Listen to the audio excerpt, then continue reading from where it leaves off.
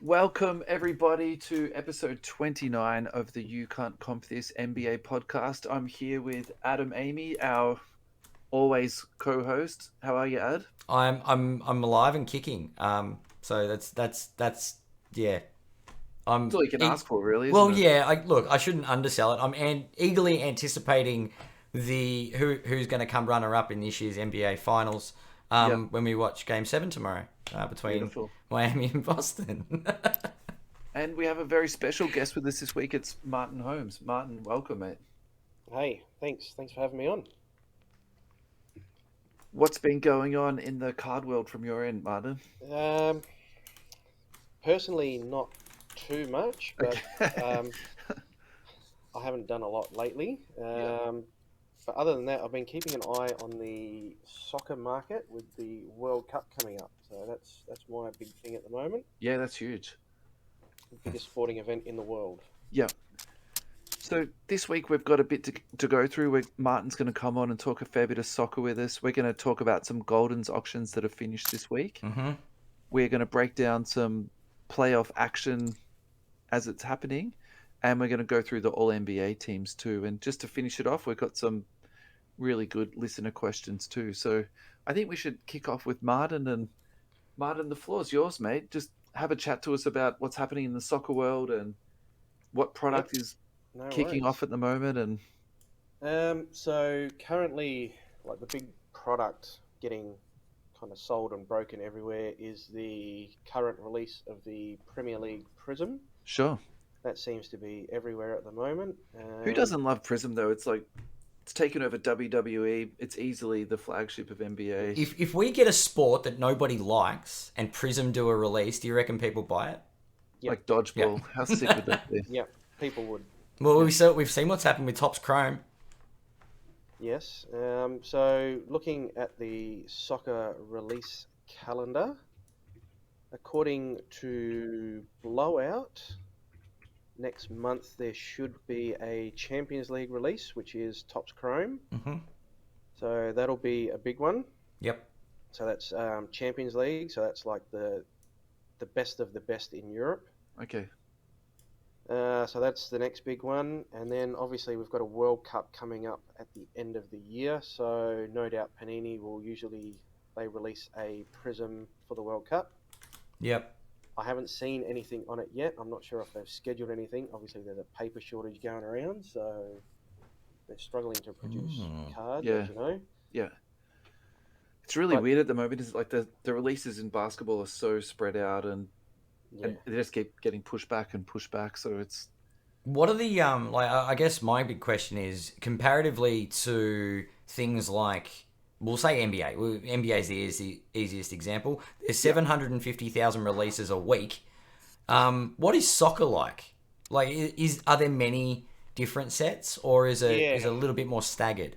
yeah. And soccer's a strange one because obviously Panini and Topps both hold different licenses in the soccer world. Yeah, I picked that up with the Topps Chrome and the Yeah, Prism and so obviously Panini do like a Chronicles release. They do the Prisms, yep. a Select.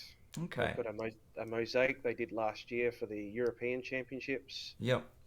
and then Tops. You've got your European Champions League. They do a Bundesliga release, which is all like Tops Chrome. There's a Tops Merlin, and I think they also did a Tops Museum, which was like real high end stuff. That was quite nice. Ah.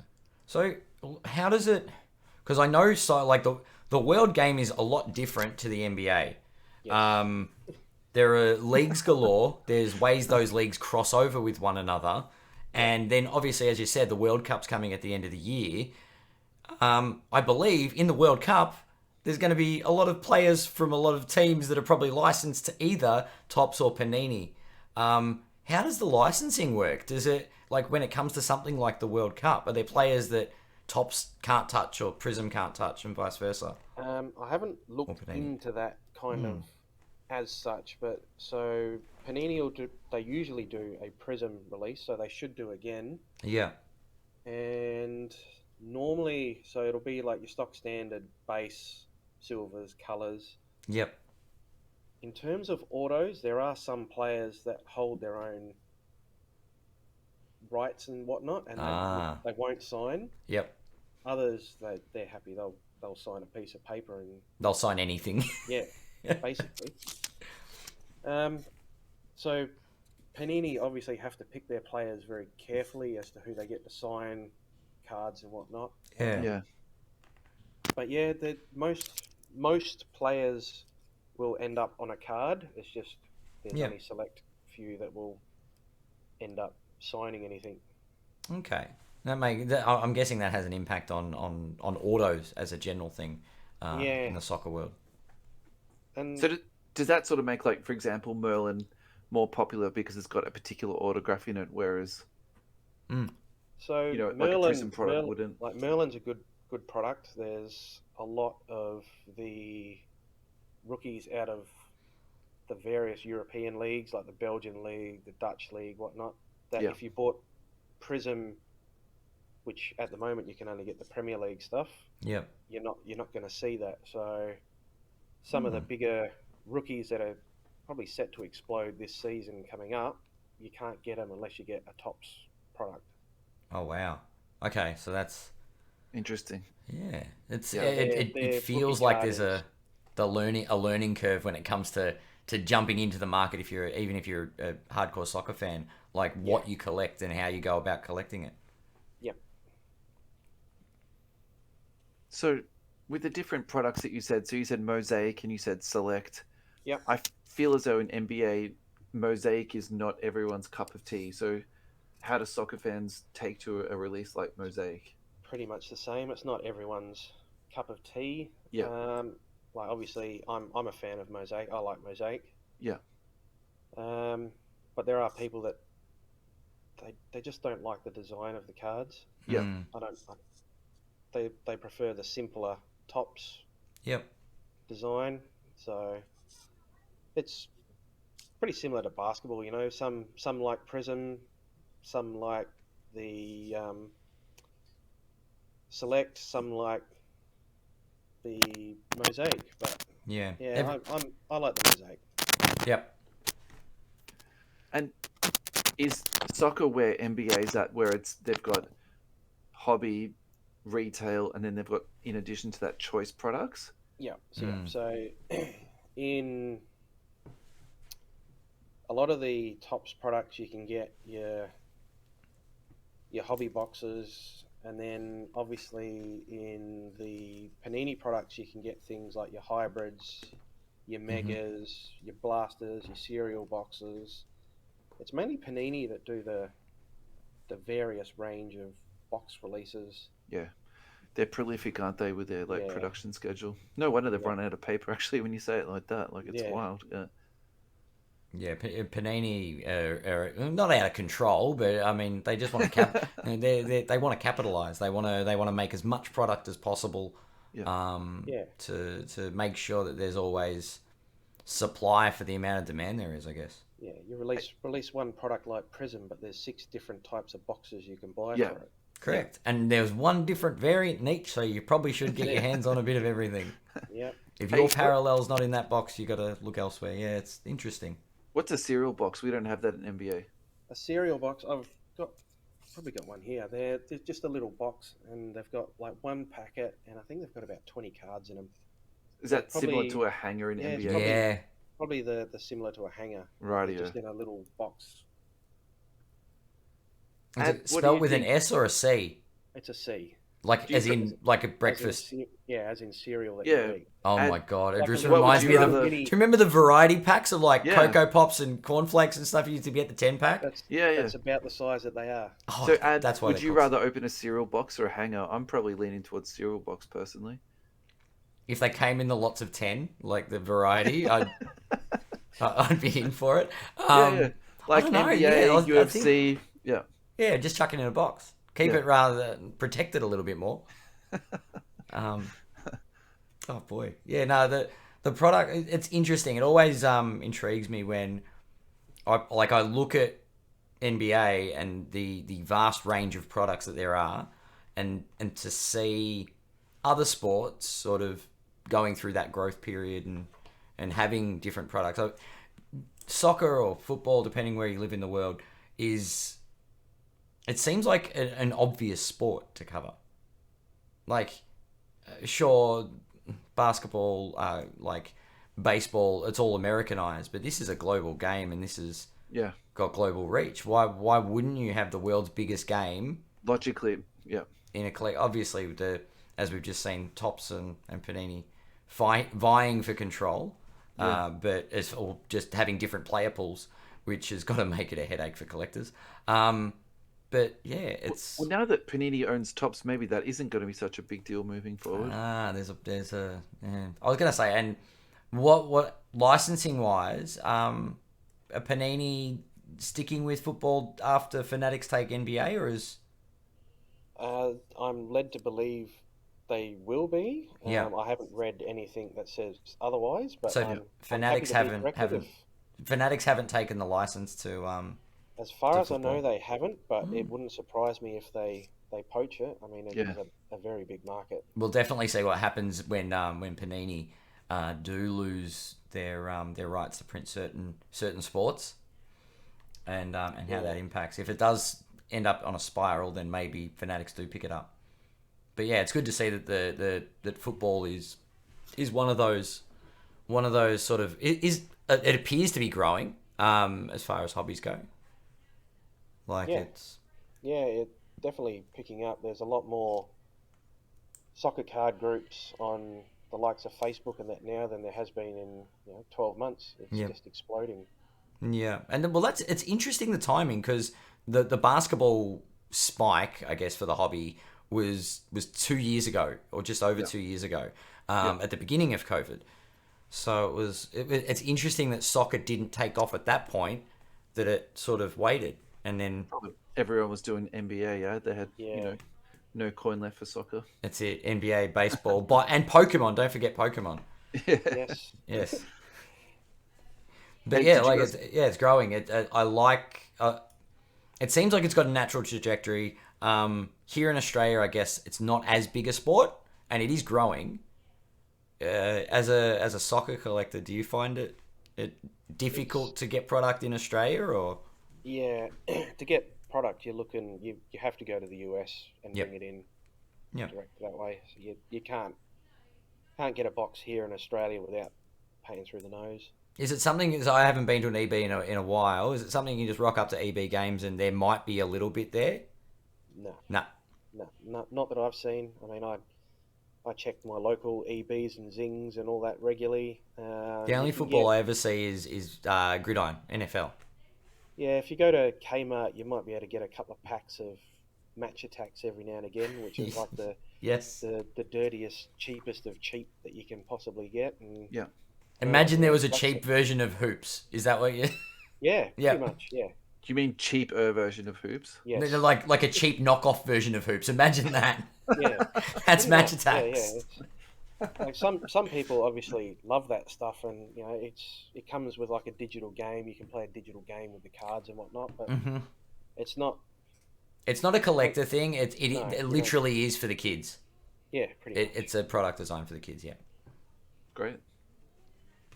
Did you guys listen to Sports Cards Nonsense this week? I have. No, I've been listening to the Johnny Depp trial all week. Our house has been taken over with it. Oh, mate. I'm waiting for Russell to mute my microphone now. My eyes are rolling so far into the back of my head, you can't see my eyes anymore. I haven't left the house in so long.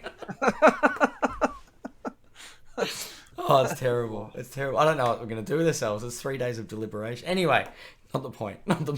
I didn't listen to Sports Card Nonsense. No, I didn't. Well, they were talking about Topps Chrome, and what they were talking about was with Panini buying them, they've already started to take over the distribution. So that was one of the things that they were, speculating on and sort of discussing that will be one of the changes. So they haven't done it in any other area. It's just been the soccer that they've started to do. But you would assume it's going to be like a test or something else that they're going to roll out across the world. So I think that's super interesting.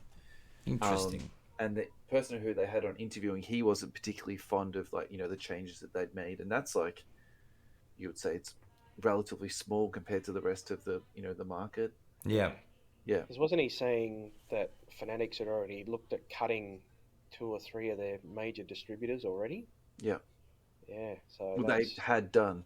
Yeah. Interesting changes in the Yeah. wind.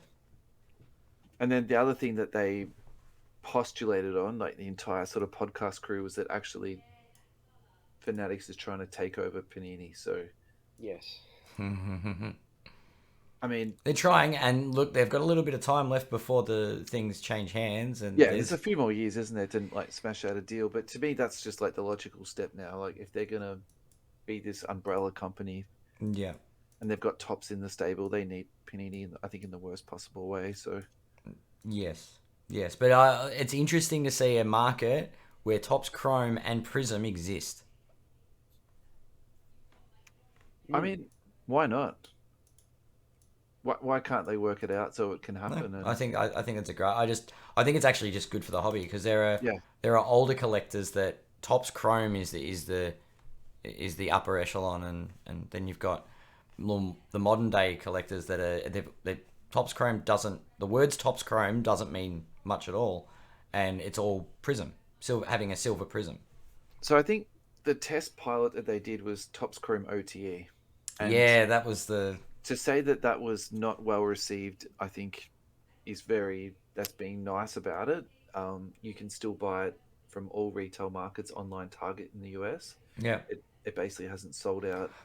But is that because of the player selection, or the way the product has been? Do you know what I mean? Like, all right, so we understand that football is an international game, right? Yeah, If the Topps Chrome release was for some random minor league in Ecuador, where it's basically a domestic basketball league equivalent, yeah. would the product be received well? Look, Like, no offense to the OTE players selected, yeah, but people like. I mean, your prospect. We literally discussed it being a prospecting set, but these guys are like putting their hat in the ring to maybe put themselves into the draft. They're yeah. not So, actual prospects. They're 2 stages down from being an actual prospect. well, 3 of them are going to be drafted in the first round this year. So I think the relative comparison is Prism draft, Mm. and I don't know what the sales numbers are for both, but I think you can very easily say that more Prism draft has sold than Topps OTE did. Yeah. And Yeah, I like that. I'm not catastrophizing here, but I'm more just trying to like raise the point that you know Topps is available, but why aren't people opening it even just to like see what it is to open and get their hands on it? Like Yeah. I haven't seen any on Australian pages. I haven't seen. Well, I've seen the one break, and I do like some of the cards that I've seen. Yeah, look, we did one, but I'm definitely not doing it again. It literally took a week to fill. Yeah, Um, it looked like a tough fill, but Well, I it's can hard to fill it. It's a product yeah, that you can't split it into teams. we just did a that's it. pack break, but Yeah, I Yeah. think more to the point, also to me, the after sale of it, that's what I haven't really seen. Like even on eBay, if you search for it, it'll come up, but it doesn't come up randomly into other searches that you do. So I just don't think there's the volume of it being, flipped or Can I anything can I like play that. So, devil's advocate on that? yeah, of course you So can, mate. Yeah, so all right, and now I've said there's a bunch of players that not potentially not even going anywhere, right? yeah, If on the other hand, a superstar emerges yeah, and is 100%. drafted, Yeah, does that set just instantly sell out across the world? it won't sell out, but I think that instead of like, so the current retail at the moment, I think is like 200 US. Okay. That's for hobby. If one Maybe of that these will go to. prospects gets drafted and wins Rookie of the Year, does the product go from 200 US to 1,000 US? I think more realistically, it might go 200 to 300, and Okay. then maybe No, top no, end would be 400. but I'm like, Because, at what point does the product become either complete trash or extremely valuable? well, again, so let's tie that back to Prism Draft Picks Mm, Hobby. Look, I think the most that's ever sold for was like 600 US, and that was at the peak, like the okay. absolute peak. And that's got the Prism name attached to it. As And that far as also had like, it's got them in college live, uniforms, but yeah, and it had live Lamello orders. That was the kick yeah, of that like a Tops product, and yeah. So I suppose I'm probably repeating myself here, but the thing that's really taken my mind the most is that Tops mm, hasn't probably been as well received as what I've noticed. But moving into the next part of what I want to say was the schedule. So actually, the schedule now that is released by Beckett, they're actually peppering in all the tops releases too. So they're not just releasing now like the Panini schedule; they're mixing that in with the tops. So Yeah. I think that's going to be really interesting to sort of see how that plays out, because are we almost going to be having like a 2-tiered release schedule coming up to us? Very possible, yeah. Yeah. It's interesting. Anyway, Martin, I think I've just segued to something. Yeah. I do this a lot. Martin. I do tend to just come up with an idea and just go, let's go down a rabbit hole. So we segued so hard, but anyway, Martin, my next question for you is, the last time you came on, you gave us some prospect suggestions. Yes. Can you tell us a couple of those that you prospected, and can you give us an update, please, mate? Because we have to hold you accountable for these like wild accusations that you've been making. So I think last time I mentioned probably 3 players. Yep. So 2 of them were Arsenal players, and that's purely because I'm an Arsenal supporter myself. You can be a homer, mate. That's totally fine. Yeah. So Bukayo Saka, young English winger / forward. Yeah. Now he has gone on. He is probably now Arsenal's best player. He will have a role with England at the World Cup. It wouldn't surprise me if he really stars at this World Cup for England. So just to like give you some perspective of what Adam and I expect from you, is we just want to know, card ladder the last 3 months, is he up 20% or is he down 20%? Okay. I'm gonna take a stab without looking and say he will be up. Yeah. How do you spell his name? I'm on card ladder. Bukayo. So lads, I'm not going to lie to you. The reason why I asked you, Martin, is because there's no way I could spell that dude's name. Yeah. And the sucker is Saka. Yeah. All right. The only one I can find on card ladder is the Kaboom. Yep. And It's actually down 20%. down, is it? Wow. PSA 10. That's the raw.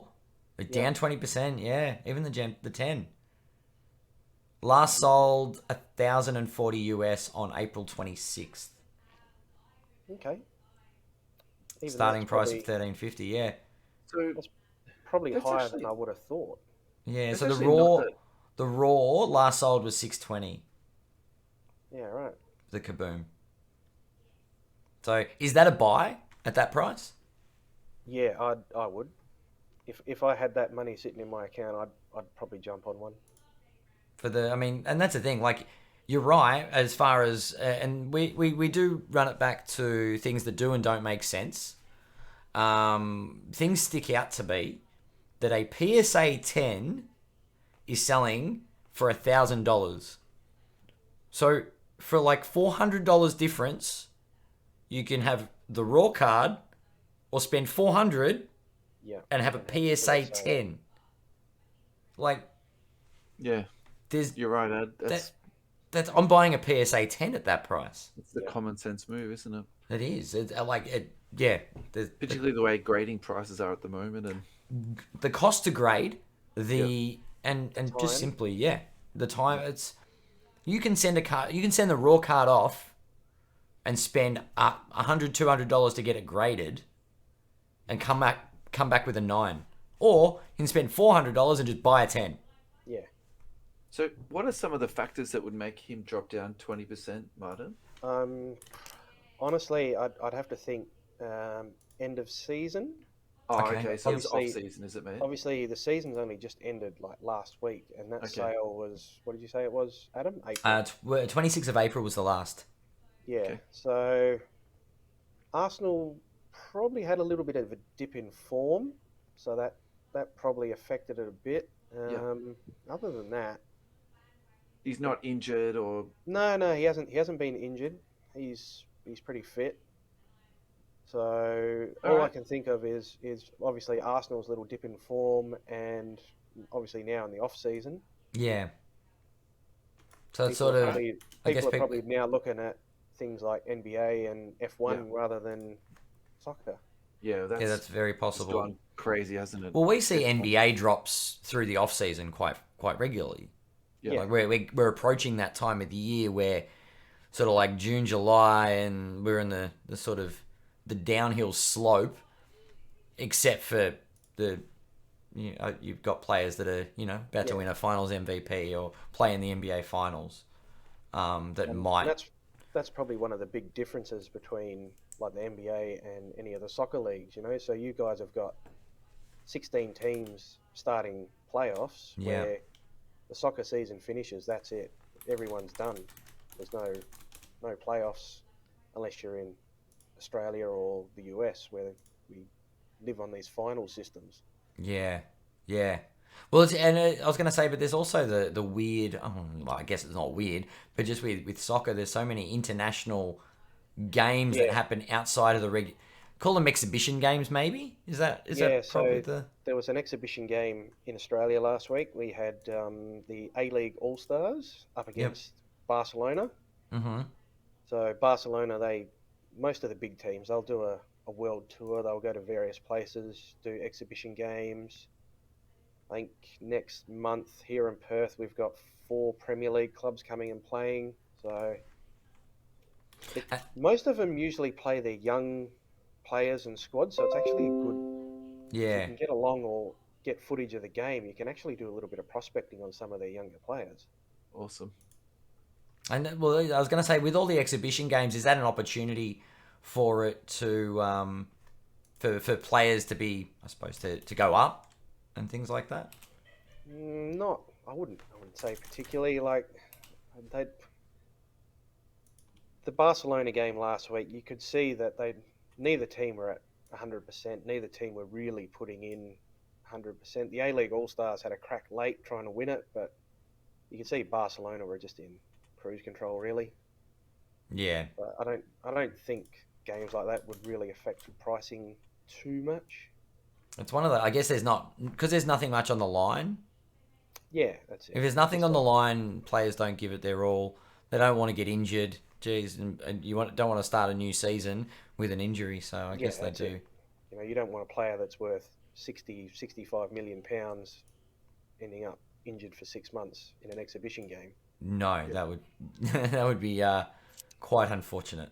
Yes, For growing the sport and promoting them as ambassadors and all that, that's just that's money exactly in the what bank, it is. isn't it? Yeah. It's about promoting the team brand and the sport Yeah. worldwide, and Yeah.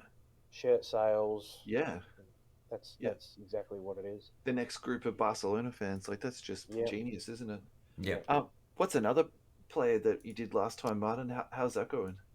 So one of the other ones I did was Ferran Torres, who at the time was at Manchester City. So he made a mid-season move in the January transfer window to Barcelona. I'm going to say he's probably on the down. He didn't get a lot of game time at Barcelona. He has scored a few goals. But in saying that, coming up to a World Cup this year, he will probably be in the Spanish squad. So while he's on the down, if you can find something of his, I would probably be looking at purchasing.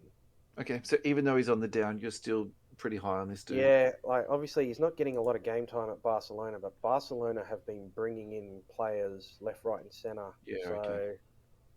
they've got a ridiculous squad at the moment. So game time for some of these younger players are at a premium. Okay. Any final thoughts on soccer before we move on, mate?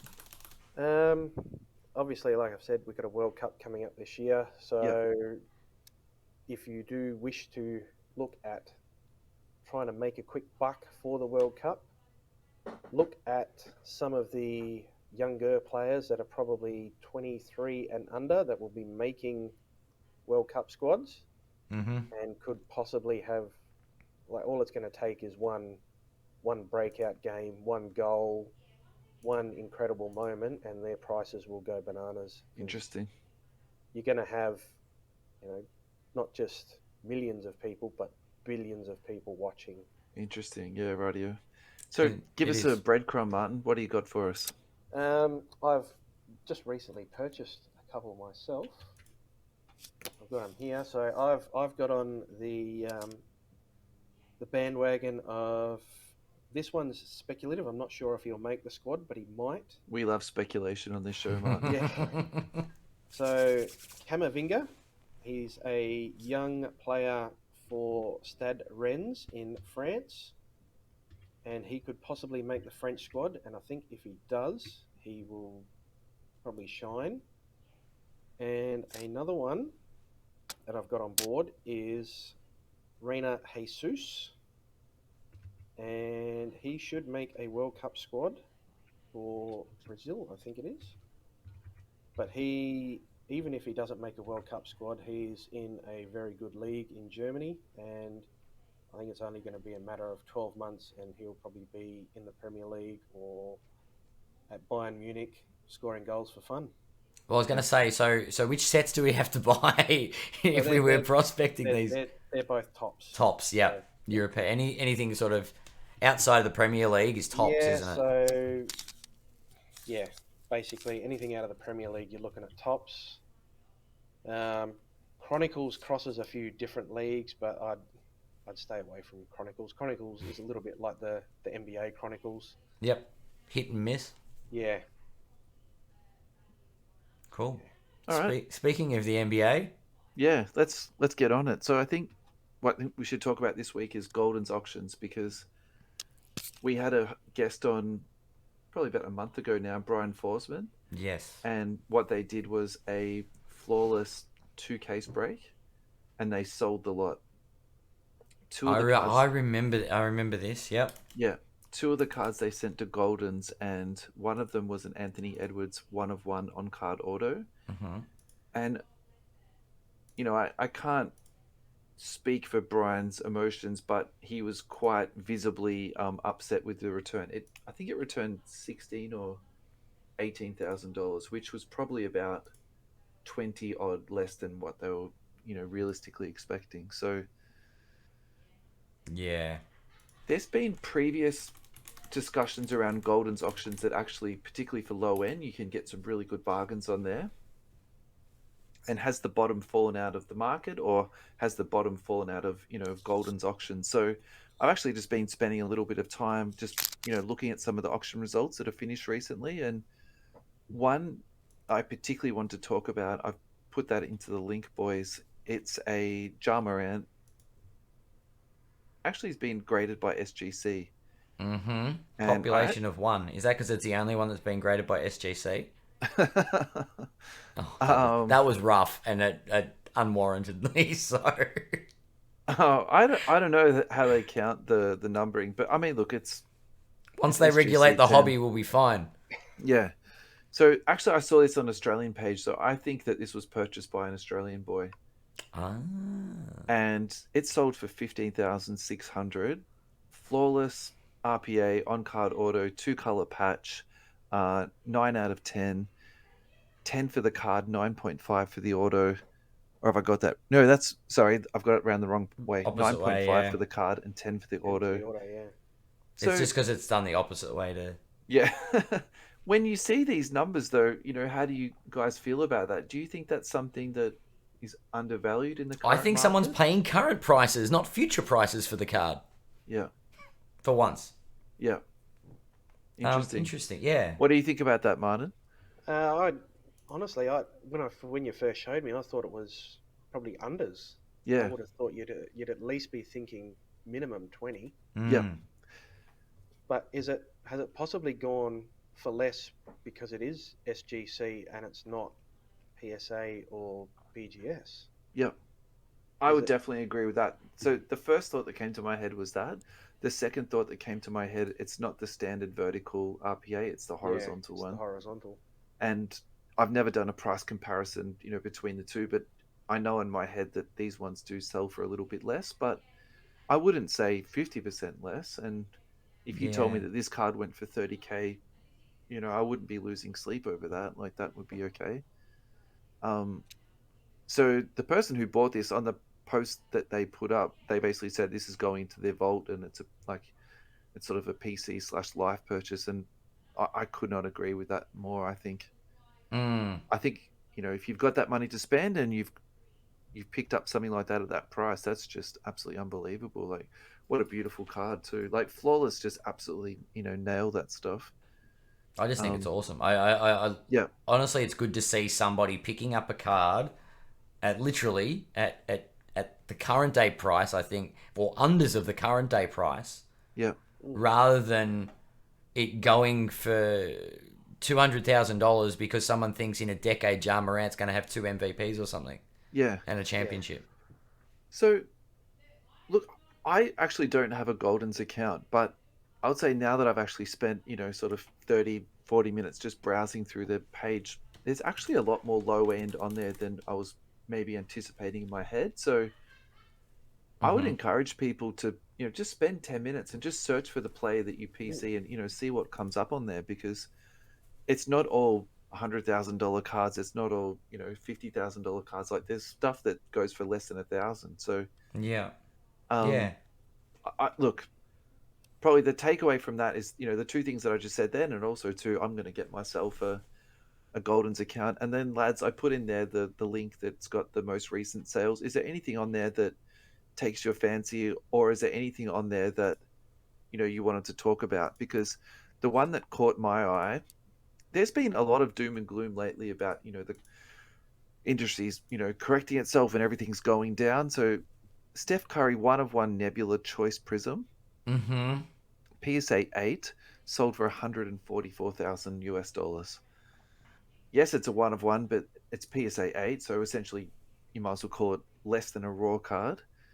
Um, that's to me huge numbers. When I see stuff like that, I feel the complete opposite. I think the card hobby is thriving, and I think the hobby is yeah, definitely in a good spot.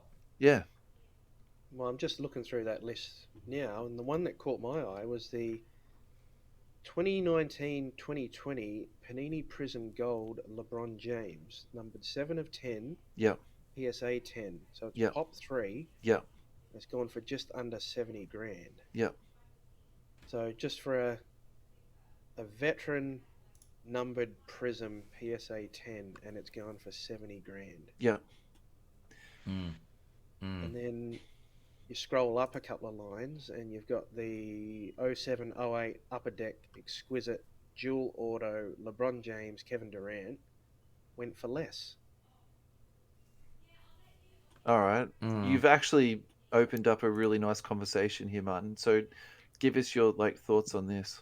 Well, I would have thought the LeBron James Kevin Durant dual patch auto numbered 2 of 5. What is it? It is it's a PSA 6, I believe. Looking at that label, yep. So PSA 6. But you've got arguably, in some people's eyes, the greatest player of all time. And you've got one of the greatest scorers of all time in Kevin Durant. Yeah, he's a walking bucket. Yeah.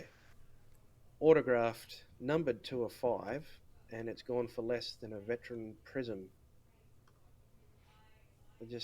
I would have thought the dual auto would probably be touching, even if it is a PSA 6, would be touching 80 to 90. So for the purpose of the exercise, if you had that amount of cash, which one would you be leaning towards, Martin? I'd be buying the dual auto. Yeah. What about you, Ad? Yeah, the dual auto. Yeah. So I've got an auto that I've spotted. I think that's a beautiful card, and yes, I agree with you, lads. It's a good pickup, but at the same time, I can also see how someone could go up that high for that gold, because that is literally a beautiful uniform match, like that. Yeah. And look, the gold with the yellow, where he's wearing yellow, he's literally he's in purple and gold, and it's a gold card. Yeah. It's not the Kobe tribute dunk picture, but still, it's a beautiful picture. They God, always do. LeBron have any well. of those? Have they got any like numbered to 10 of the LeBron tribute dunk? It'd have to be out there, man. Great. Yeah, like, can you definitely. imagine that? PSA 10? And That's it's a 10. huge. So, and look, it's the Lakers uniform. I think that sort of contributes to a little bit. And then you also have to say, too, it's just recency bias, right? We didn't talk about that when we talked about the other card, but, maybe that card has just gone under the radar a little bit because it's, it's an older card.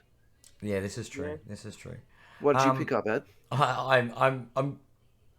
I'm thinking this went too cheap, and it went for $387,600. Okay, yeah. This talk is to the me. Upper Deck Trilogy 1, 2, 3 combo, Yep. clear-cut autographs, and I would say 3 of the greatest basketball players to have ever lived. Actually, yeah, I'm not surprised you picked this. No, Yeah.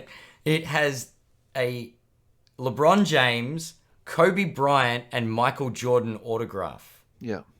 It is a BGS 10 Yeah. with a 10, like a pristine 10, Beckett 10, Pop 2. It's saying so. They're saying there's another one with the same grade. But Just a 0.5 off a black label too. You'd be spewing, wouldn't you? it's how do you like? What more? Like we've just seen like the floor, like what was it? The triple logo man LeBron. And they say estimated value of that one. This is ridiculous. Yeah. Actually, okay, yeah. So you've brought up a really good point there. So would you rather the triple Logoman or this triple auto? I'd rather this, and I reckon in time this will be worth more. Yeah. Yep. Definitely. Because look, it's how hard is it to find something with these 3 players' autograph on it? Yeah. They sign with like different companies, so it's not a common thing. It's and we all know how many people collect all 3. Yeah. So yeah, that caught my eye. I'm like, oh geez, I'd never be able to. And I'm like, oh, Yeah. oh, it's less than $500 grand. Then maybe one day it's sell the house and get a sneaky auto. But yeah, Alrighty. that was an interesting one. Let's do a little bit of playoff discussion. So Martin, your boys, the Miami Heat, are still live and kicking. So such an exciting game yesterday. That was just heaps of fun. So congratulations on that. Yeah, I was on night shift, so I only saw probably the last half of the last quarter. Yeah. And a good defensive effort. They kind of shut out when they needed to, and just kept putting the ball in Jimmy Butler's hands and let him do the business. And I think that's got to be the play for tomorrow. It's gonna be. I think it's gonna be an absolute cracker of a game tomorrow. Yeah. But you can't call it. Like one day you think Boston's shot. Yeah, exactly. And they're like, oh no, Smart, they'll be in so much trouble. And they came out and had a blowout win, and like they're like it's at Miami, so aren't they the favorite? And you're like, nah, the Celtics are favorite because home court's apparently a bad thing in this series. Yep. Yeah. And you don't know which players well, you don't know which we know Jimmy's going to come and play, but yeah, you'd have to think Butler's probably going to play 46, 47 minutes. Yeah, they'll just play him till he can't go anymore. Yeah. And the Celtics, well, look, Tatum's just taken another step. He's special. Hard to stop. He is special. But look, the other day was it game when did Bam step up and finally announce he was back in? Like he was like, "Hello." It was game 4. Game 4, yeah, I think it was. And it was like, "Oh, look, Bam's back." Yeah, and Just out of nowhere. Yeah. kind of gone quiet again. Yeah, he doesn't realize the playoffs are multiple game series. He just step up for one of them. So Celtics are $1.68 favorites, and the Heat are at $2.19. There's some value there. It sounds like a bit of fun, actually, doesn't it? Like, and the Heat are at home too. That's the surprising thing. Like, Well, that's it. Like 6 games in, and I think Boston have won 1 at home, and the Heat have only won 1 at home. The rest have all been away wins. So. Yeah. it's weird. It's just bizarre. I definitely it's not the most normal of series. But yes, going to 7 games it's going to be interesting. I'm glad they're probably going to be glad they're going to get a break because in other playoff news, the Warriors gentlemen swept the Mavericks. Yeah.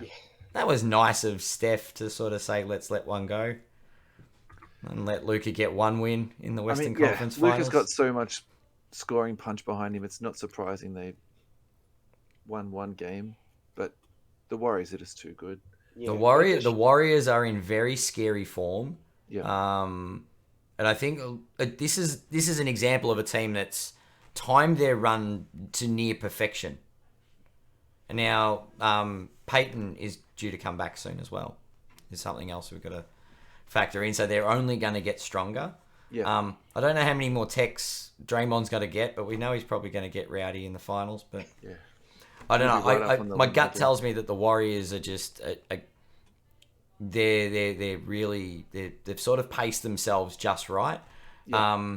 And I guess just a quick point before we go and discuss other awards. Steph Curry, the first-time winner of is it the Magic Johnson Award, the Western Conference Yes. MVP for the playoffs. Yeah, well deserving too. He's just played brilliantly.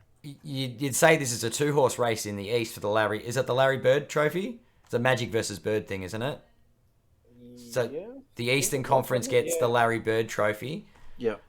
That's Butler and Tatum, isn't it? It's a 2-horse race. Whoever wins tomorrow, if it's the Heat, it's Butler. If it's Boston, Tatum. Yeah. Tatum gets it. But can Tatum still win it even if the Heat win? Or does it have to be the winning team? Wow, that's an interesting Because, one.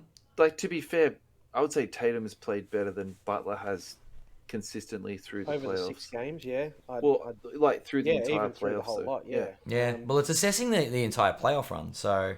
Yeah. Yeah. But you'd have to think if the Heat win tomorrow and Butler has another ridiculous game, they will probably give it to him. Well, the question is, all right, so let's apply that to the Western Conference. Did Luka have a better playoff series than Curry? Like, the man was averaging nearly 40 points or something because he was doing everything, Luka. He was very good. In that case, maybe it does go to the winner then. I'm just I think Steph Curry had more of an impact and turned games around and is a well and truly thoroughly deserved it. But yeah. Alrighty, so what we were going to do is pick a player each that's currently live in the playoffs and talk about them. So Martin, you want to do Bam?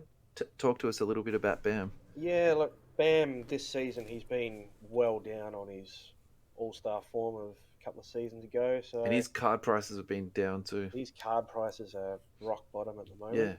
Yeah. So if people are like me and think that he will turn that around at some point, whether it's tomorrow, hopefully tomorrow, or whether it's going to be next season, I would be saying now is the time to get on board.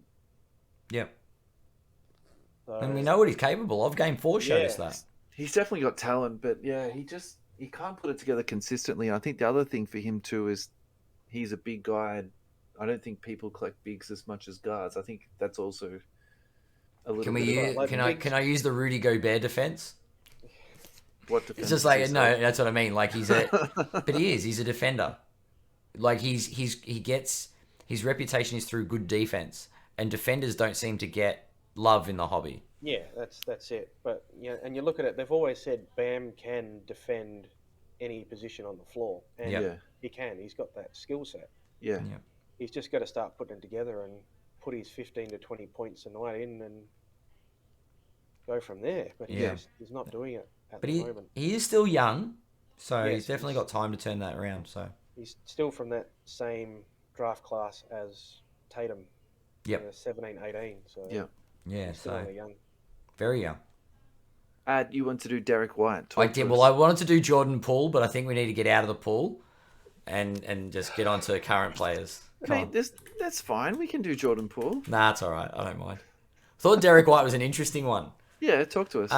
Because we went through trade week, and it was one of those trades that we didn't really think much of. I think it's one of the worst trades that's happened in Boston. my memory. No, but Boston really wanted him. They gave up a future unprotected first-round pick. I think they've got a ready-made Spurs system player, which is... For a bench player. I cannot understand how the ownership of Boston will let that go through. Like, I'm not wavering from my opinion on this. Oh, no, that's fine. Yeah. I'm thinking he... I think they've seen something in him and they want him long-term. It's a gut feeling. There's something more to this guy. That's fine, but why give up an unprotected first-round pick? Seriously. Well, he's a first round. How old is he? Hang on, he's 27. He's not an old dude. Like, yeah, I see what you're saying, but He's a if that first turns round out to be pick. the Pick first 29 is not high in the first round, but he's a Yeah. first round pick. Yeah, okay.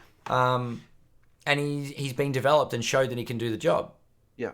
Do you know what I mean? Like, sure, He's a basketball player. Yeah. he's a decent quality basketball player, Yeah. Yeah. and they know what they're getting. And really through the playoffs in this series, like he's actually, when he's been called upon, he's really stepped up. Yeah. Especially the last 3 games. Yeah. His minutes have definitely ticked up. Yeah. minutes have ticked up. He's been called upon. Yeah. Like DNP in game, was it game 2? DNP in game 2. Yeah.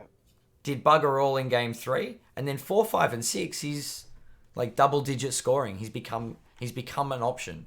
He's one of those players that I feel like he's taken his opportunity, and he's really sort of run with it recently.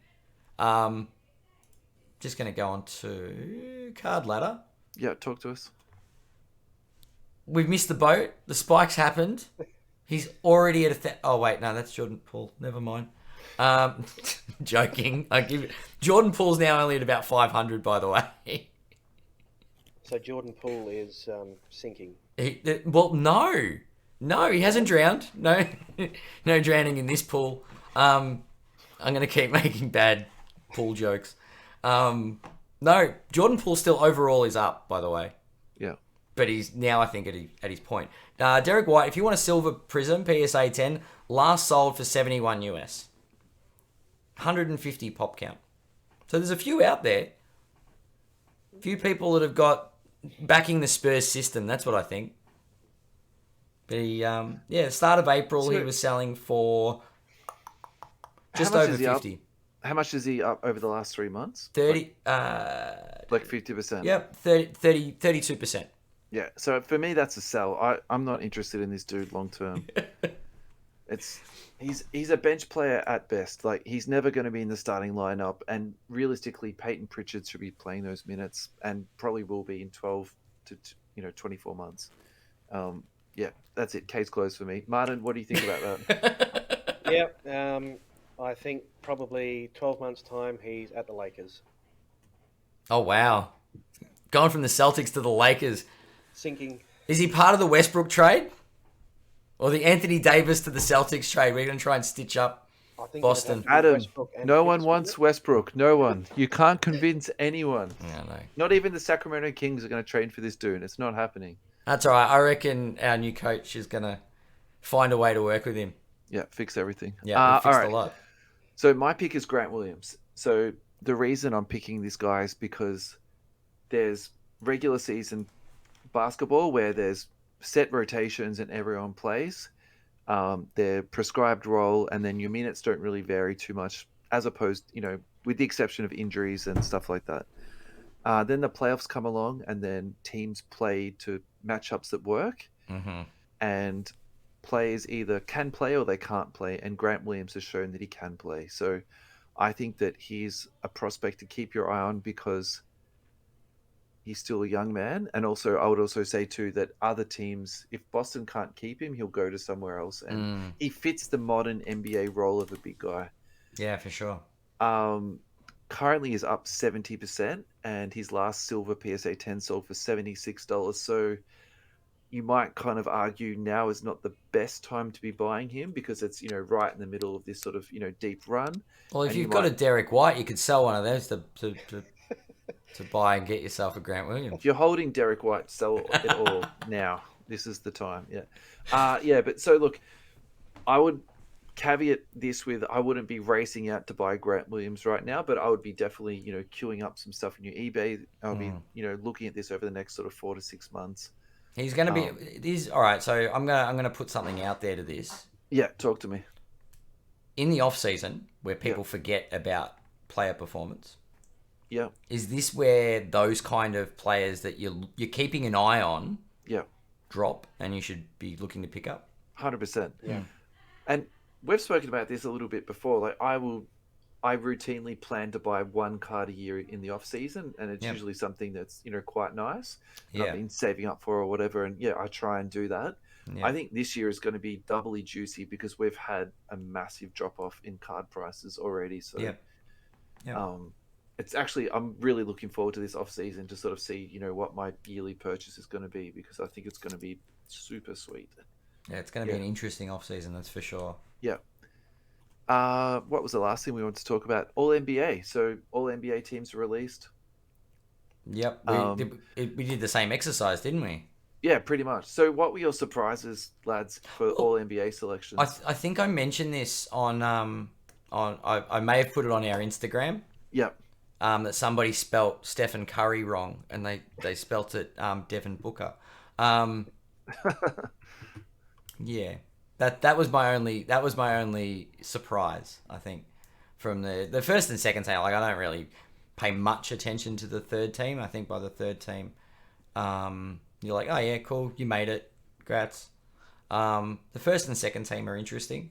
Yeah. I do think Steph was kind of jibbed, and I tend to agree with Jason Tatum's comments that Joel Embiid should have been in the first team. I don't know at the expense of who, but it makes it tough. I still think it shouldn't be a center spot.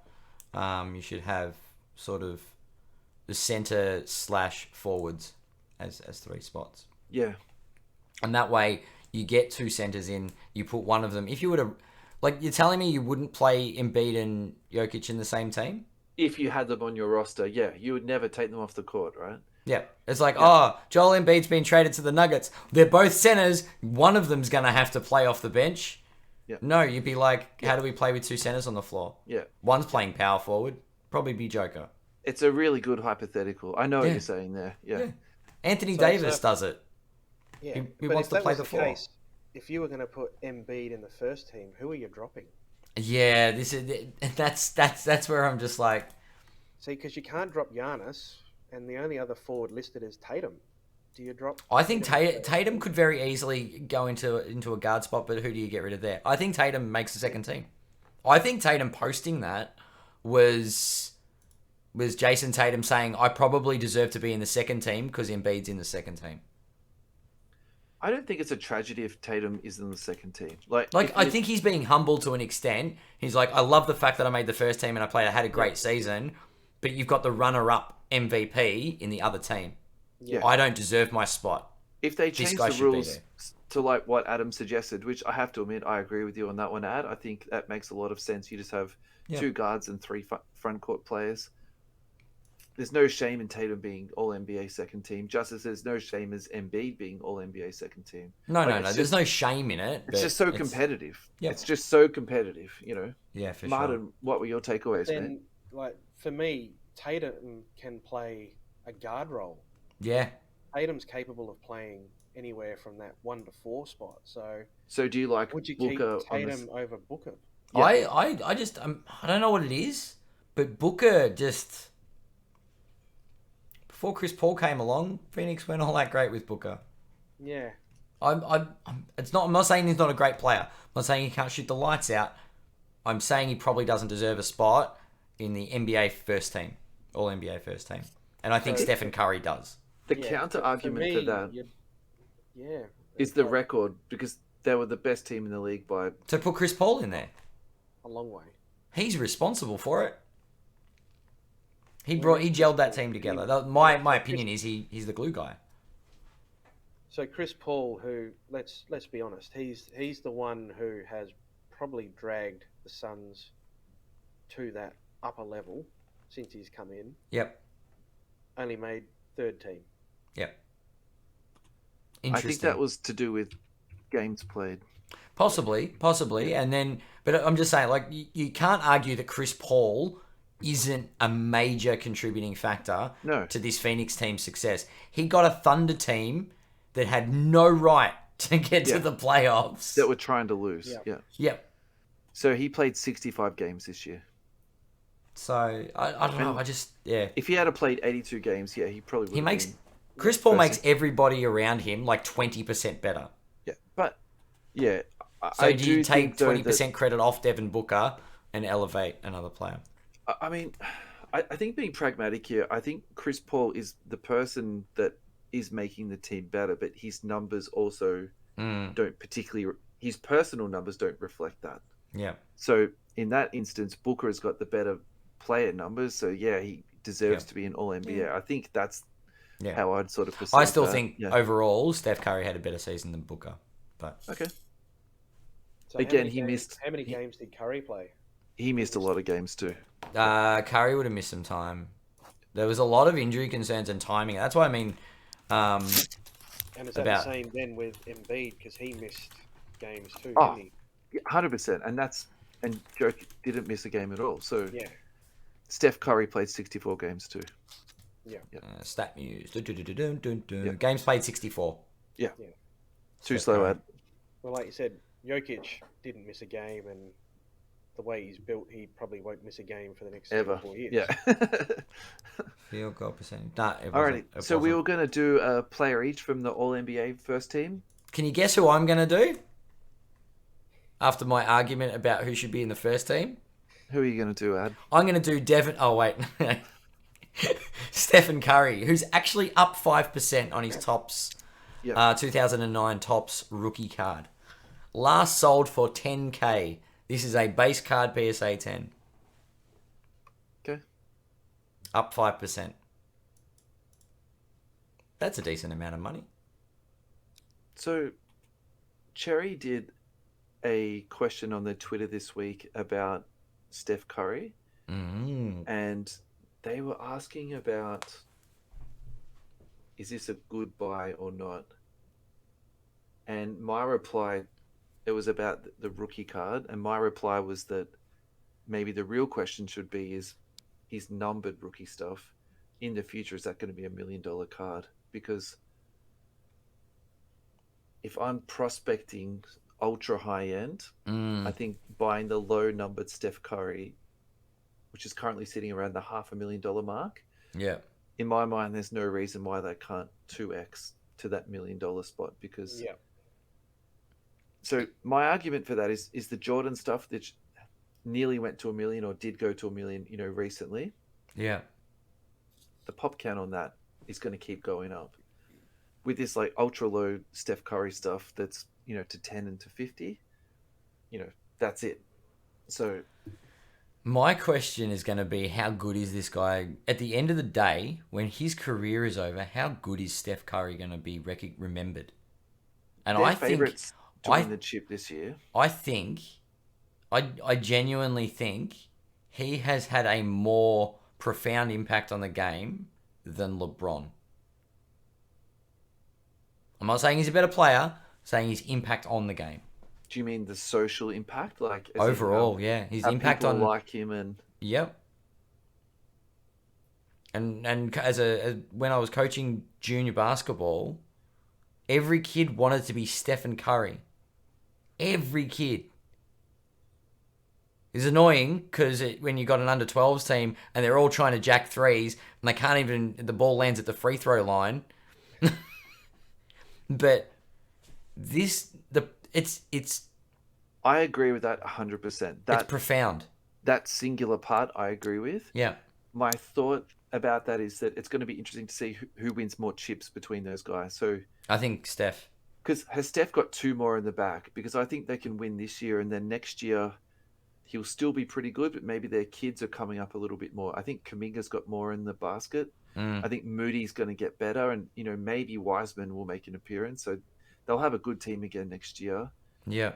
Maybe the Lakers can still win one more with LeBron. Maybe he's got one more in the tank. That wouldn't shock me because he's just like a total freak. That doesn't surprise me. I think LeBron could potentially look. Who knows in LA? They can do anything. They break your heart one season and then they win the Yeah. chip the next. It's my only, again, sort of caveat to that is I think outside of basketball, LeBron has done significantly more. I think he's done a lot more for social change and in terms of building his community up and improving it, like his schools that he's bought and he's built and the way that he's giving kids like breakfast programs and Yep. book programs and stuff like that. Like that to me is world changing. That's not just basketball changing stuff. So What about what? I'm thinking. I think LeBron Steph is Curry's very got some time important. to do things. Do you know what I mean? Like, I don't even know what Steph's values are outside of basketball, though. He doesn't particularly market himself like that. no. Martin, what's your opinion on this, Yeah. man? Look, Steph Curry, in terms of his card value, I think that one that's sitting at $500,000, when he retires, he's going to be a straight up Hall of Famer within a couple of years. He's going to have, 4, maybe 5 rings. He's an absolute freak with the 3 ball. He can hit it from pretty much the 3-point line in the backcourt. So he is ridiculous. But yeah, like you say, in terms of what they do outside the game, LeBron just does pretty much more than His social media presence is scary. Yeah. You know? Yeah, and look, and this also could be my own ignorance. Maybe actually Steph does a lot of good community service, but maybe LeBron's just better at marketing himself in that sense. And I also that would not surprise me. Yeah, I wouldn't put that past LeBron, right? Yeah. So it's I just think it's interesting. So, well, all right, now I'm not going to go to the GOAT debate because it's LeBron versus Michael, and I reckon Kobe should be up there, and that's great. The greatest point guard of all time. Is that too far? Is that going too far with Steph Curry? Is there an argument to be made that when his career's over, Stephen Curry will be the greatest point guard of all time? Because who are you putting up against? Magic? I love Magic. I think the way that he... I'm a diehard Lakers basketball. fan, and I'm saying that Steph Curry, there's an argument to be made that this man is the greatest point guard of all time. The way that Magic competed and he went after guys... And do you know the irony about this comparison? Yeah. The most recognizable thing about the pair of them? You cannot stop either of them from smiling. Yeah, yeah. Yes. It's ridiculous. And I think that is also, like the guy just flicks the ball in the air from half court and it goes in. Yeah. Yeah. Martin, who did you want to chat about, mate? From the all NBA teams, I was looking at Joel Embiid. Yeah. Another one that should have been in the first team. That. Yeah, well, and this is kind of why I picked him out. Like, obviously, he's just been knocked out by Miami. Yeah. So his prices are probably on the dip. But my thoughts is he's probably going to get Philly to... I'm going to say they're probably going to add a piece around him, whether that's another big to assist him or whether they look at offloading Harden, because let's be fair, he hasn't really lived up to what he should have, in my opinion. Yeah. And they get someone else in to assist him and they make a good run at getting that championship in Philly, which is what they want. Or whether he just says, you know what, bugger it, I'm out.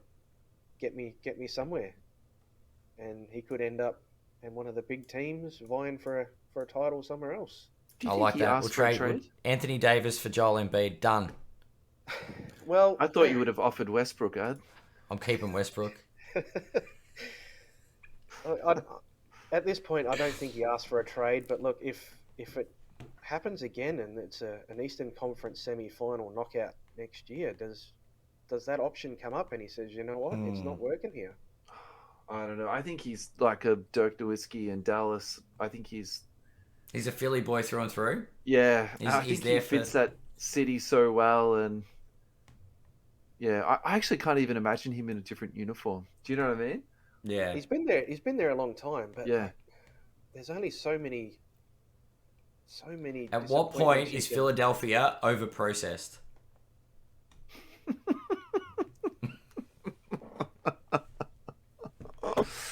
Oh, that goes into the dad joke Hall of Fame, Adam. Yeah, that's great. Alrighty, so I've chosen Pascal Siakam. So I'm a Siakam tragic. I've got him in pretty much every one of my fantasy leagues, particularly in keeper leagues. And I've always just felt this guy was just underrated. When they went to the finals and he was creating offense, even though Kawhi Leonard was on the floor, I was just like, this guy is going to take, and Kawhi Leonard left. I was like, this guy's going to take the step.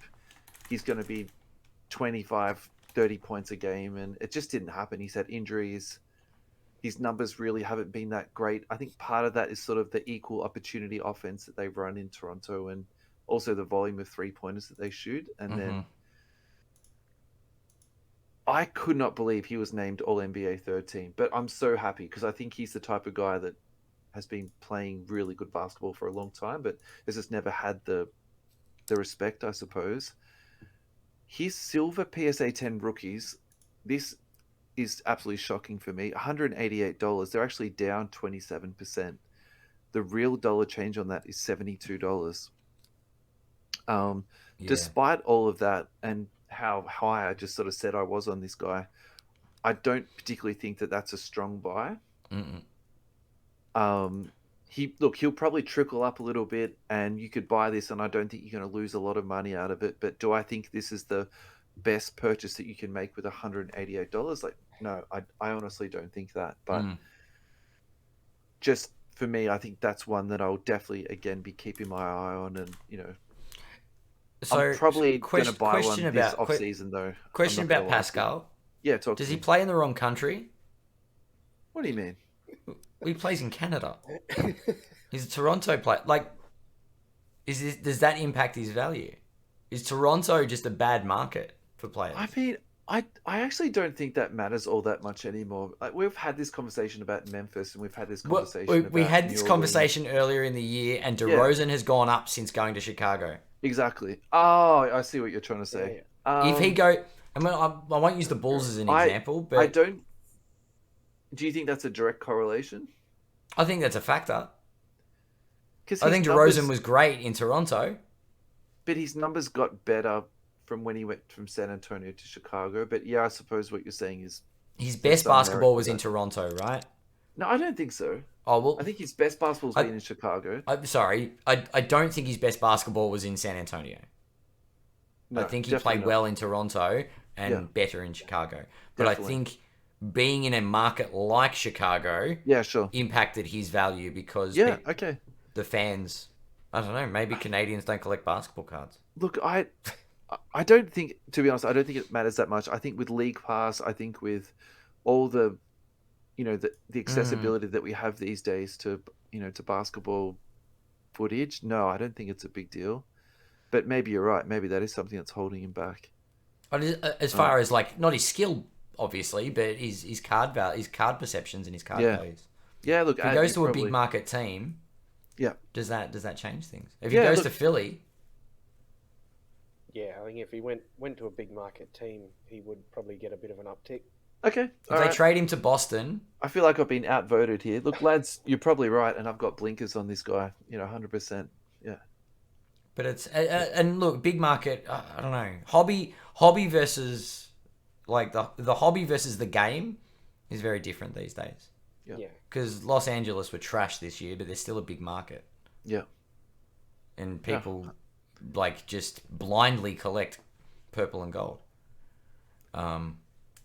But yeah, I don't know. I just thought it might be an impact. I think Pascal Siakam's a great player. They're very deserving. Yeah, I'm glad he got it. Of the third team, and it's just, I don't know. I don't think the Raptors have had, they haven't been given much credit this year. That's for sure. Yeah. No, well they made the play-in, didn't they? Yep. And they even made the first round. Yeah, but they still they overperformed as far as a lot of people were concerned this year. Was it like start of the season? Everyone was thinking they're trash, and they're probably finishing towards the bottom. They're competing with Orlando for a lottery pick. Yeah, I thought they were going to be a lottery team for sure. Yeah, yeah, and they were. They made the playoffs. So credit where credit's due. I think Pascal is a major factor there, and. I don't know. I don't like seeing players that have established themselves with one franchise sort of go to a big market and then become popular in the hobby. I don't know. It happens in this day and age. So So, guys, we're at an hour and 15, but we do have some listener questions that I think we need to get to. So, why don't we just try and smash through these, and then we'll tie it off. We'll get to the 2 hour mark and we'll be fine. It'll be No, come on. We'll get through one question and get to the 2 hour mark. All right, I promise, no more segues. All right. Alrighty, Minimal. Andrew D. Countdown to Prism 2021-22. So, the date's blown out again. They haven't actually confirmed an official release date. The release date that I did find was June 22nd. I found that on two sources. I found it on Reddit and I found it off the Beckett website. However, I'm looking at Blowout now and it's still saying 22nd Yeah. June. Oh, really? I'm not going to lie to you, lads.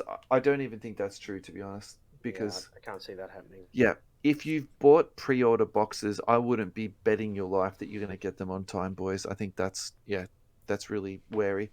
So that really the thing I'm going to segue. I know we said we're not going to do it, but Mosaic is to be released on October the 5th, which is that's literally the next season. So when is Flawless going to come out? When is NT going to come out?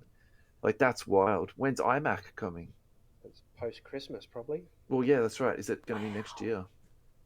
So the schedule is just completely, blown to smithereens. I think that's the PC way of saying, isn't it? Andrew Dean again. What are you buying at the moment? Sealed products, singles, breaks. Martin, what are you buying at the moment, mate? Personally, I'm looking at singles. Yep. I want to buy a bit of sealed product, but I'm sort of on a break at the moment. I'll occasionally go in breaks, funnily enough. Yep. Just sort of dabbling here and there. Yeah. I think for me at the moment, sealed is good. Yeah. I would probably say the trend this year has been very pronounced. So the first month, the product comes out and it spikes, and after that, it trickles down. So I think if you're looking to buy sealed and to put it away, wait a month or so. I think the caveat to that product is going to be impeccable. I think how well that Origins was received this year and how crazy that went, particularly on breaks. I think impeccable is going to be 10x that. Yeah. So if you're looking to buy something and put it away for a couple of years, impeccable is definitely that. Richard Westwood and I were talking about this the other day, so I do need to credit him somewhat with that thought bubble, but I think, yeah, and particularly also too, if we sort of stretch this out a little bit further to the release schedule, yep, I think impeccable is going to get a lot of sunshine. So yeah. Singles for me, I'm not going to bore you guys with what I've been buying with De'Aaron Fox, but I got this Larry Bird number to 5 autograph 3 weeks ago, and I love that thing to absolute death. So it sold really cheap, and I think there was 2 factors that went into it. It was BGS graded to 8, so I think people wanted to pass on that, and then also it was the horizontal, not the vertical card. But for me, the horizontal card gave it this beautiful matte where he's just got this massive autograph on it. So yeah, I'm stoked on that. John T. Purdue, if the Warriors win, does that put a price rise on Steph Curry cards? I think Adam should answer this one. Yes, it does. Well, look, it's already started. The form and Steph Curry winning the Magic Johnson MVP, first Western Conference MVP, has seen a slight rise. Yeah. Look, I think all of the Warriors' success, if they do win the chip this year, will be a credit to Stephen Curry. Yeah. I feel like everyone knows it's his team, and it's going to be he's a warrior through and through. Their success will always spike Steph where he ends up. I think we sort of just discussed this. Yeah, exactly. But it's a different variation of the question that Sherry had on their Twitter feed. Yeah. But the question is, how high does he go? Yeah. Where he finishes as far as... The thing is, and the reason I made my comment earlier about the profound impact he had on children in actual, basketball. Yeah, it's okay, Ed. Yeah. So that comparison, the reason is, I was making these comparisons, say, 5 years ago. Yeah. And these kids are all playing under 12s. So they're playing under 18s now. In 3 more years, we'll say that Stephen Curry is still their favourite player. and he's got an additional chip. These guys are getting their first jobs. Do you know what I mean? Like who do they want? Who do they want to buy? Yeah. When they finally get jobs and money, Yeah. and they grow to that collector age, we'll call it, Yeah. where they're investing in slabbed cards, not getting mum and dad to buy them a pack of hoops on the way home from basketball. Yep. Stephen Curry is the first name they think of. Yeah, he's And they start buying them. Like, I think there's going to be, economically, in the hobby... You're convincing me on this, actually, Ad. Yeah. This generation that's been influenced by this man Yeah. is going to cause an economic, rise in the hobby. What do you reckon, Martin? Yeah, I'm agreeing with that. He's going to be on the top of everyone's list, as you say. And he's generational. Like you look at, I haven't got NBA Pass. I just watch ESPN. Yep. And so you look at what they call the national televised games. Golden State, LA, and Boston are the three main teams that get broadcast. Yeah. So he is one of the ones that gets seen by everyone. Yep. So he's everywhere. He gets seen by everyone. So I think this is my Stephen A. Smith moment where I'm like ranting and jumping up and down. And I think my one line is going to be that Steph Curry will be $1 million card in the future. And I know it's a crazy thing to say, but at the same time, I don't feel crazy saying it because... For sure. Yeah, I agree with it. And actually, Adam, you've just helped me sort of cement that idea into my head. Yeah. Alrighty, Lachlan Blunt. Lachlan, thanks for chiming in, mate. If you guys don't know who Lachlan is, he's from Blunt Breaks. Check out his break page. He's absolutely massive. So Lachlan, thanks for chiming in, mate. Lachlan's question is, who will the Magic draft first? Martin, what do you think? Honestly, I have absolutely no idea. That's a perfect answer, by the way. That's totally fine. I don't watch any of the college basketball. Literally, the only pieces of college basketball I see is the snippets on Sports Center after the NBA games. And that's fine, mate. We're not putting you on the spot. You can, Ad, what do you reckon? Look, as far as I'm not going to say I've done any research. I've literally brought up the prospects. I think they're just going to find another young piece that fits best with the young core they've got. Yep. Like, they've literally got the names of a EuroLeague at the team at the moment that, like, Orlando are just developing young talent. They'll just... another piece. Yeah. And I would get the best piece possible, which, based on this, is what, Jabari Smith Jr.? I think, in their prospects. Or Paolo. They're the two, both two forwards. Pick up the best player. That's literally got to be their plan for development. Yep. And I'm sorry we can't be sort of more thorough or detailed on that, but I think the Magic, the position they're in at the moment, is they're not making leaps and they're not making a big move in the off season. Yeah. They're really trying to develop, see if they can get a diamond in the rough from the picks they've got. Yeah. And once they have something to work with, then they can look forward. So I'd pick the best player available. Okay. You said something there, but I'm not going to reply back to that. I'm going to hold that for the next question. But my answer to this question is I really enjoy NBAdraft.net. I think if you haven't been on this site, definitely check it out. So it's NBAdraft.net.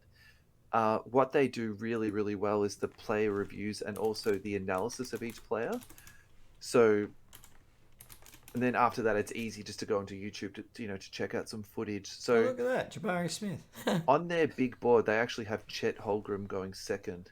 On the Ryan Russillo podcast that just came out 2 or 3 days ago, they said a snippet which I thought was absolutely fascinating. And what they said was that the GM who's the most confident and the most secure in their job should take Chet because he's got the highest total ceiling. And what they said was Presti is easily the most secure GM that's in this entire draft, irregardless of whether he's at spot 2 or spot 10. And so most likely he'll choose Chet. Now, funnily, Chet's second on their big board. I want to take that a step further. I think Chet is just made for the current NBA game. I think his skill set is just absolutely crazy. And is the Orlando Magic GM on the hot seat? I don't think so. I think he's done enough crazy stuff that they're going to fire him. They would have already fired him by now. So should Chet go one? So Lachlan, that's my very uneducated response to your question. The next question on our big board is which players' cards you expect to be good buys for the next season, other those players that are still currently in the finals, and that's from Chester Collectors. So thanks, Chester, for your question, mate. So I'm going to kick this one off because Adam, this is what I was alluding to a second ago. You were saying that their team is the Orlando Magic is relatively full of potatoes. I actually think they've got some really nice prospects there, and I'm going to start with Markel Fultz. I think this guy is finally getting himself back together. He played really good basketball down the stretch of last season, and actually he was playing like a lead guard should. So maybe he is just an extremely late bloomer, and there was all these sort of rumored, psychological problems that he was having, and then he's had the obvious physical problems. Maybe he's been to a sports psychologist, and now his knee's all good, and he's about to rip this league up. So I think in terms of high risk, high reward, and someone being at the bottom of their, possible ceiling in terms of card value wise, yeah, I think Fultz is like, just buy a couple, see what happens. Do you know what I mean? I think there's enough there to, throw some dirt onto the wall. Martin, what do you reckon, mate? So, what are we looking at? We're just looking at players that are any player, but they're currently not playing. Yeah. Not in the playoffs. Yeah. Well, they're being knocked out. Yeah. Okay. Someone to possibly explode. Well, the question was good buys. It doesn't have to explode. A good buy, but I'm probably going to say probably a Middleton. Okay. Because, obviously he's missed part of the playoffs. People have probably kind of forgotten about him, put him on the back burner a bit. So thought about, obviously you've got Giannis driving that team almost into the Eastern Conference finals. So my only response to that is, hang on a second, doesn't actually show the value that Middleton has, because without Middleton they actually were quite rudderless other than Giannis, right? So I'm thinking, obviously, because he's been injured, so he's out. Now they're in their off season, so he's probably on a dip. Yeah. I'm guessing he'll be on a dip. Yeah. Okay. And when he comes back, Milwaukee don't have to add a piece. They literally just have to get Middleton back in there. And that's a fair point. Yeah. And they are probably equal favourite for the title. I think they're going to try and add something to their backcourt, though. That I think, Grayson Allen wasn't what they needed. If you can add, you add. But you look at that team, you don't really need to, do you?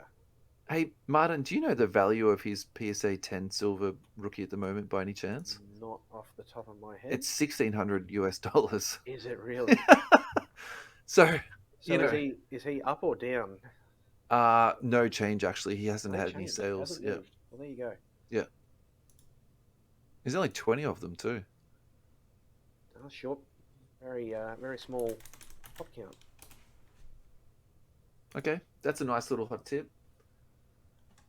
Honestly, I think once he's fit and he's back in that side, they are probably the best team in the East, and if not, one of the best in the comp. Yep.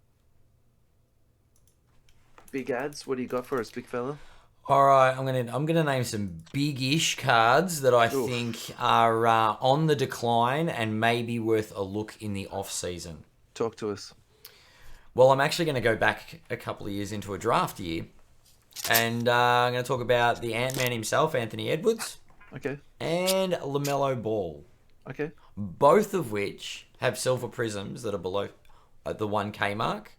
Now remember, only weeks ago, Jordan Poole rookie silvers were $1,000. Yes. So, but are they raw or graded? Graded. PSA 10, Anthony Edwards, silver prism, last sold for $840 US.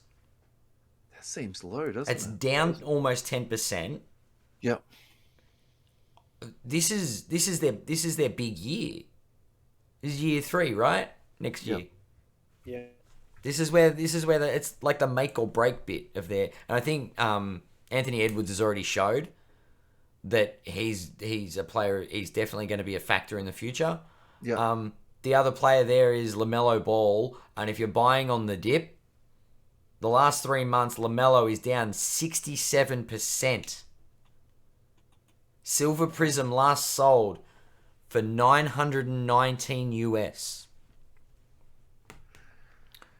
Yeah. That is less than a Jordan Poole rookie 3 weeks ago. 4 weeks ago. So my two thoughts about this is we are definitely in a correction or a slide. So how much further are we going to slide? So before we jump in and start spending cash, how much further have we got to go? And then the other thing too is the pop count. So the pop count on the Edwards is nearly 700. You compare that to the Middleton, which is 20. Like that is a pop count on the LaMelo's 130. Yeah. So there's not many LaMelos. That dip surprises me. But are we at a point where you're saying there's a market correction? Is it just the market saying we're not going to pay future prices anymore? Again, I'm not awesome on, world politics and economics. Is there something sort of bigger at play here that, Do you mean the world economy? Yeah. I mean, all jokes aside, Yeah. are people needing cash and they're flipping, assets to pay for bills? Like, Yep. But you think about that. There does seem to be a lot more of those. I have bills to pay posts with people selling cards, whether it's just a marketing ploy or whether people actually genuinely have got bills to pay. Yeah. Can be column A and column B. Like, it doesn't have to be. Can be both. And there's a lot of people that are trying to get liquid, trying to literally get cash flow, their cash flow up and running because the cost of living is going up because they need to put more money against their Petrol's mortgage. $2 a litre. They need to sell a card because they need to put petrol in the car to get to work. We previously discussed that in economic times of I suppose inflation, and when the cost of living goes up, something needs to be sacrificed in people's hobbies. And this is where people talk about investment versus hobby, right? Because if it's an investment, you're not selling out when it's bottoming. Yeah. You shouldn't be. You should be buying more. Yeah. But there are a lot of people that got into this as a hobby, and it might be a lucrative hobby. Yeah. But they have to take a step back from their hobby because the rest of their life is getting more expensive. Yeah. And I don't think it's a fact that cards are globally declining. I think it's definitely a dip while the world like people around the world adjust to the return of inflation and things will balance out again as historically it's shown that over time these investments do creep up. So as much as they go down, they will bounce back. But people can't afford to pay future prices anymore. Yeah, I think that's a fair point. If you're not cash liquid and go, I'm going to pay $700,000 for a card that's currently only selling for $100 because in 20 years it's going to be worth $1 million. Yeah. You're like, well, what is it worth now? I'll pay that. Yeah. 100 of the 131 people that own a LaMelo Silver Prism want to sell it. Yeah. Andrew Hewitt said, what's your favorite and worst experience in the hobby? We're going to hold this question over for the future because we think there's enough in that question for I thought you were holding it because you're about to make our worst experience in the hobby. I'm kidding. Sorry. And our last question is from James Mann. Are hobby boxes getting more diluted? I'm seeing less RPAs coming out of impeccable box breaks, and I watched compared to last year. So I'll lead this one off because I actually did a little bit of research into it. I watched 2 boxes of each get opened on YouTube, and I took notes. I didn't see anything different in impeccable this year and last year. It's a very, very small sample size, so I'll say this is unanswered. But I would say no. My general gut feeling on product is that they're putting more numbered cards into it, and they're putting more. I'm doing this in inverted commas, in air quotes. They're trying to put more value into boxes. That's my perception. So I'm probably leading the other way, James. But at the same time, there needs to be more research into this, question to answer it properly. Martin, what did you think about that on first impression?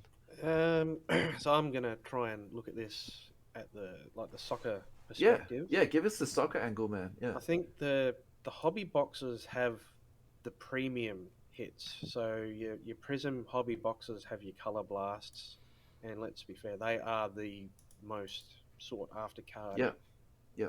For the Prisms, but then I find some of the other boxes like the Megas and the hybrids and whatnot seem to have more hits that you're not really expecting. Like I think I pulled out a 1-of-1 out of a hybrid box the other day, and I wasn't really expecting to hit a 1-of-1 out of it. I thought maybe I might have got something numbered, but not a 1-of-1. They're the best hits, aren't they, when you're not expecting it? Like, yeah, definitely.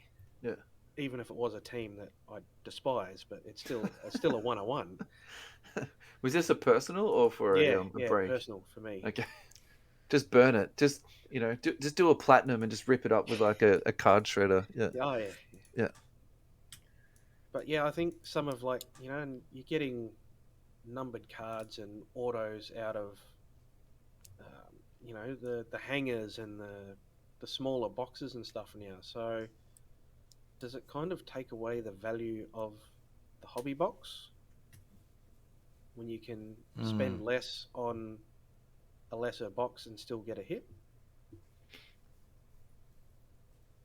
It's an interesting one. So you're sort of leaning towards James's hypothesis that the hobby is getting diluted down a little bit. Yeah, a little bit. Like if you go back, 3 or 4 years ago, the absolute premium hips were all in the hobby boxes. Where now, like I said, you can get 1-of-1s, you can get good rookie autos out of like retail hangers and stuff. So yeah, I see what you're trying to say. Is that just purely because the print run has 10x'd and they've got to put them somewhere, or yeah, are they trying to make it so that everyone can potentially get a hit? I think the appeal of opening sealed is that you can potentially get something that is massive. And if you know at the back of your head, like that 1-of-1 that you hit, you can get that out of that mega box. Yeah. I think opening that is an absolute, it's something that draws you in. So the one that's in the forefront of my mind right now is the blank slates out of Court Kings Blasters. Yeah. So if you get one of those boxes, in the back of your head, you have a 1 in 20 chance or 1 in 10 chance of getting a blank slate out of it. Like that's pretty juicy. That's actually. Appealing, isn't it? Yeah. So does that dilute the product though, or does it make it the opposite? Does it actually, in some ways kind of concentrate it? Like, is that better? I mean, is it saying is diluting the premium product? How's that? Taking the attention away from the hobby box, which definitely has always been the pinnacle of. No, it's the premium version of whatever product you're buying. Well, in that case, then yes, it does. It is diluting away from hobby because. So another example is in select and retail. I know that was canned, but you can also get tigers and zebras out of retail. Yeah. Which we opened a heap of that and we didn't get one of them. Yeah, so you didn't get any, did you? No, but you're still hoping for it. That's the appeal of it. That's true. So, and those are absolutely banging cards on the secondary market. Yeah. What do you reckon, Ad? We've got no data that can actually back it up, so I'll just. We don't need data on this show. I'll just put my conspiracy hat on. Yeah, let's go full conspiracy. Let's get our tinfoil hats. Let's start rumors. Yeah. Let's start something trending. No, Hey, we need tinfoil hats for a segment. It's just that would be awesome. On comes the tinfoil hat. Oh boy! You think I'm joking? Next week I'm coming on the show with a tinfoil hat. Tinfoil hat. I'm gonna go. My new project will be to make a tinfoil. You know what it'll be at? Trashy silver prisms. No, they'll be base prism cards. It'll be my tinfoil hat. Oh boy. Oh, what I've have got we a 3-year-old. I mean, say, come on, mate, let's go do some arts and crafts. There you And go. we're Come on, building mate. Adam and I tinfoil need hats for the Yeah. show. Here's some prism cards. Even better, What- use we- the base hoops cards. I was going to say, we've just Before found kids something to at the do shop with won't be able to Prism get 'em. Base. They're not as shiny, Martin. I don't think that's like quite gonna Revolution? be as good. Yeah. Revolution Base. There we go. Oof. Look, I think they've changed. I think they've diluted the pool to the extent where I think they may have printed more cards. My conspiracy theory would be they've printed more product and made some of the stuff that used to be you'd get overs in your box is now either even. You know what I mean? Like they've tried to stretch it as much as they can by printing more base and parallel sets and things like that. And by widening the number of parallels, they're diluting the chances, not the pool so much, but there's more cards printed, more parallel chases, which means the small amount, which is the RPAs, there's less of them. Okay. It's So you're on James Mann's. Yep, it doesn't surprise me. What was the biggest problem Panini had 2 years ago when things went batshit crazy? Bleep me for that one. But when everyone bought everything, there was no supply. What's the first thing Panini want to do to fix that? Print more cards. Yeah. It's got to be the go-to solution for Panini. We'll make a bunch of different parallels. No one will notice they're getting less. As I said, this is a conspiracy theory. It's not actually what's happened. But I mean, if the demand increases by a ridiculous amount, I'm talking everything was sold out everywhere. to be fair to your conspiracy theory, though, I actually don't think there's a conspiracy to say they printed more cards. Mm. So- Definitely printed more cards. Yeah, like they printed more cards. There's no dispute in that. Like we know that. But doesn't that naturally dilute the Objectively. pool? So what the real conspiracy is that are they putting less value into the boxes? I think that's the question, right? Mm. Well, value's perceived on what the inserts are, right? So, well, what So I was to- going to say is, are we seeing a lot more redemptions these days? Ooh, okay. Yeah, And to- redemptions is another one. True. Yeah. And now what we're seeing currently, we're seeing redemptions are being unfilled, and now people are getting white box 1-of-1s. And I'm doing this in air quotes for people listening to the podcast. So is this the dilution that we're now talking about? Like, is Yeah. that an objective example of the dilution that James is referring to? Yeah. I think. Look, I think inherently, if you've printed more cards, when you break it all up, if it's say, and I'll use ridiculously low numbers. Say they make 1,000 RPAs, right? Well, I think they. I'm make- going to use low numbers. They print think they- 10,000 cards, 1,000 think of them they are make- RPAs. I think 1,000 per player. I would. Okay, Yes. okay. I was just Because going to they say have- in the whole pool. Well, in select, right? They have Yep. numbered to 299, 199, and unnumbered, and then you've got all your short printed stuff. I'm just. I about love short sure- printed. It's the best way to mess with the No, statistics. when I say short printed, I mean like 25, 10, 5, Yeah. 1. Right? Okay, But, you don't mean the unnumbered short prints. yeah. Like your red and gold waves. That, Yeah. short print. Well, there's the that you've got unnumbered no stuff. idea. Yeah. So the thing I'm not too sure about is the 199 and 299, but I'm pretty sure that's right. Yep. So at least 1,000 per person ad. Yeah. So say, Yeah. but even if you say RPAs, right? Rookie Yeah. patch auto. Yep. Totally, they print 1,000 of them. Yep. And they print a total of 10,000 cards. Now, you make a bunch of different parallels and all the rest of it, but you still have 1,000 RPAs. And you've now printed 25,000 cards. It's literally diluting the pool. Because the number of RPAs stays the same. They just make a bunch of random different parallel sets that aren't RPAs. I just don't think the total number of cards printed has increased relative to the number of RPAs that are in the pool of cards. I think that's the question. But hang on a second. See, in that instance, though, you're actually not diluting the example you're giving. You're not actually diluting the RPAs, though, are you? No, you're just making the pool bigger, so it's harder to get an RPA. So actually, that makes it more concentrated, right? No. If there's 25,000 cards now and only 1,000 RPA, yeah, and there used to be 10,000 cards and 1,000 RPAs.